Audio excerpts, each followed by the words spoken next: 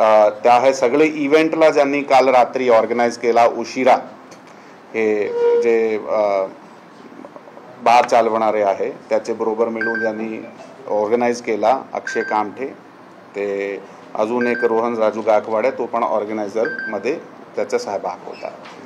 तर ते हा 9 मधनं 8 जे आरोपी आहे त्यांना सध्या ताब्यात घेण्यात आलेलं आहे, त्यांना अरेस्ट करण्यात आलेलं आहे. त्यांना आज माननीय कोर्टाचे समोर पेश करण्यात येणार आहे.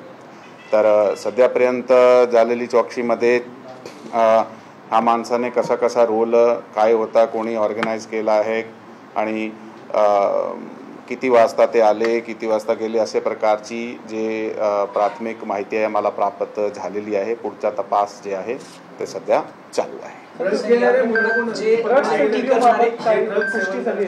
हो, जे व्हिडिओ आपल्याला त्यामध्ये दिसते, व्हिडिओचा पार्ट म्हणून दिसते, त्याबद्दल ते इन्व्हेस्टिगेशन सध्या चालू आहे. हे जे लोकाला आता अटक करण्यात आलेलं आहे त्या लोकांकडून तीच विचारपूस चालू आहे की नेमके ते व्हिडिओमध्ये दिसणारे माणूस कोण आहे. त्याचे आम्ही लीडमध्ये आहोत आणि जसाही तो आमच्या ताब्यात आले त्याच्याकडून अधिक विचारपूस करून असे प्रकारचे जे काही पुरावे आम्हाला त्या ठिकाणी मिळाले आहे, ज्या ठिकाणी आम्ही पंचनामा केला होता त्यांना पण सुद्धा आम्ही सील करून सीए तपासणीसाठी पाठविणार आहे.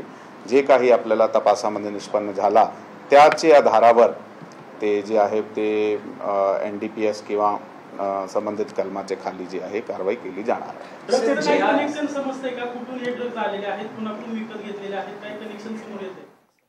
अशा प्रकारची आता it is a matter of investigation. त्यामध्ये ते कुठून कुठून आले होते ते आता तपासाच्या मुद्द्यामध्ये निष्पन्न होत आहे. जसंही आमच्या समोर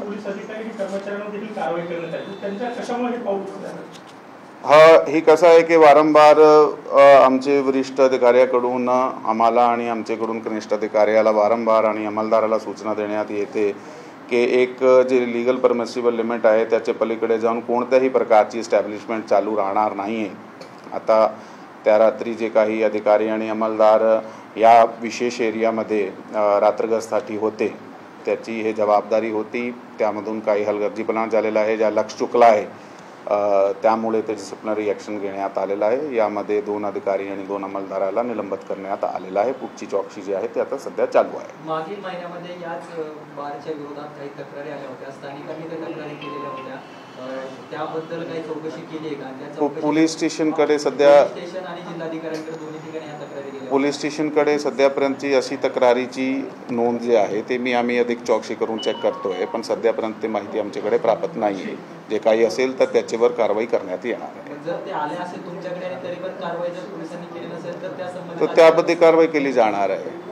तर we will hold an enquiry. जर अशा प्रकारची काही आधी तक्रारी आलेली आणि त्याच्यावर कुठल्या प्रकारचे ॲक्शन घेतला गेला नाही, will work upon that.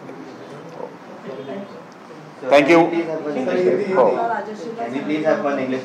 Thank you. Jai Hind, Jai Maharashtra. Complete करून द्या ना यार आधी.